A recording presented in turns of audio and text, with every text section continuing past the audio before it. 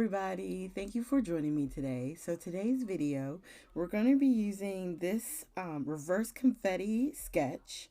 And now all the measurements were done by Christy Marcotte. If you haven't checked out her channel, definitely go do that. If this is your first time and you haven't already, please consider hitting the subscribe button and the notification bell so that way you're alerted whenever I upload new content. And if you want to get the measurements, pause here and then join me at the table. Okay, so we're going to continue on using the Doodlebug Smitten Kitten paper collection. And we're also still using the solid pack that I showed on the first video. And we're going to use some more gems too. So let's get started. So this time, instead of doing a top folding, we're going to do a normal A2 size card. And the best part about the double-sided paper is that you can cut it to your size paper, which is, I did 4 by, let's say, I think it's 5 1/4. And then I just cut it where I wanted the 2 different patterns to go, like the sizes. And then the one side will be the top, which is going to be the lighter color. I'm getting ready to put the glue on the back of that piece. And then the other side, we will flip over and use the dark side. And that's all from one page. It's brilliant. I love using the double-sided 6x6 paper pads. I really do. They're probably my favorite to use, even though if they're not double-sided, I mean, I'll still use them, but those are a lot of fun, and you can make a lot of cards using the one sheets. All right. And the key is to make sure that you put the tape on the right side, which thankfully we did. All right, so now we're going to lay that down. Now underneath the foam tape up there and the gems, what I just grabbed is some peel-offs from Love from Lizzie. She is a UK-based crafter, and she has her own line of products. And one of her big sellers that really Christy Marcotte, I think, got a lot of people involved in them, is these peel-off stickers. And this one has 3 sizes, a small, medium, and large. And she also has some where they're all this one size, which is a little bit larger than the biggest on the pinstriped. And she has all different types, hearts, circles, little zigzags and sways, I think they call them. I mean, she has so many options. Whenever you guys can get a chance to check her out, at certain times throughout the year, she does have the peel-offs on special to the US, where you would get, I think if you spend a certain amount, you get free shipping. So, okay. So in this paper collection, there was a cut-apart sheet that had large sentiments and then quite a few individual sentiments. Okay, so I cut that out for the strip that's going underneath the circle, and instead of putting it underneath because it's my sentiment, I am just going to give it a little bit of space so that way you can see it. And with our circle, I cut a mat to match the mat of the base paper, so that way the circle will stand out from the pattern paper.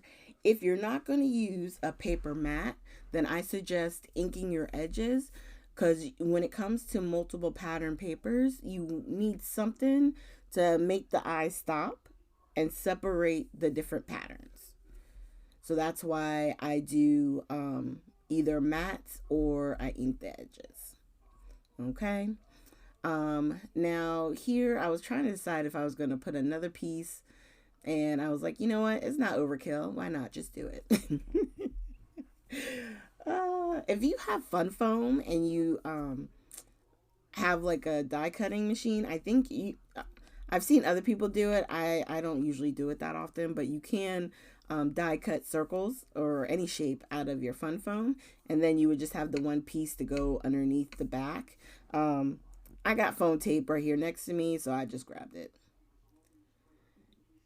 And then once I got the hearts where I want them to go, then I'm going to take some thin foam strips. I believe this one is from Doris, but I also have the foam strips from Tailored Expressions. They're both great because they're already thinly thinly sliced and they have the backing on it. And I just put a little bit of glue so that way I have wiggle room. If it's not right in the spot that I want it to be, I can kind of slide it around until I get the right spot, and then it'll dry. And the wet glue dries pretty quickly.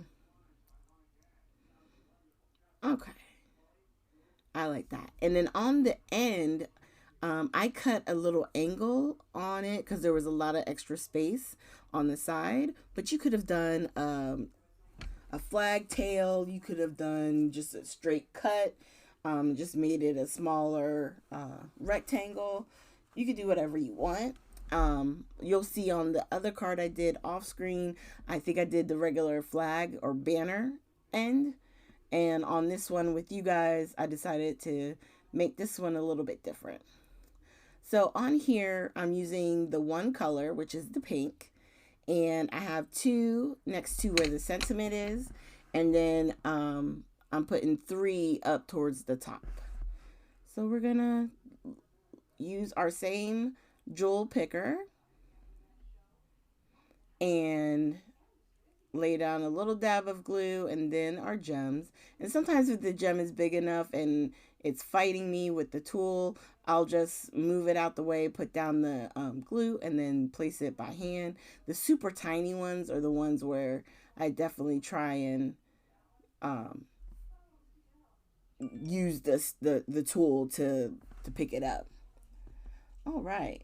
And then there's our gems, a little sparkle. And then here's the other one I did. I put the gems kind of more up straight down on the right hand side on that one. And you can see the regular banner and on the sentiment. All right. So thank you guys so much for joining me today. Please, if you haven't already, please consider hitting that subscribe button and definitely hit the notification bell so that way you're alert whenever I upload new content. And keep an eye out. Right now I'm doing mostly the Friday videos, but as time progresses this year, I hope to get back to putting more videos up throughout the week.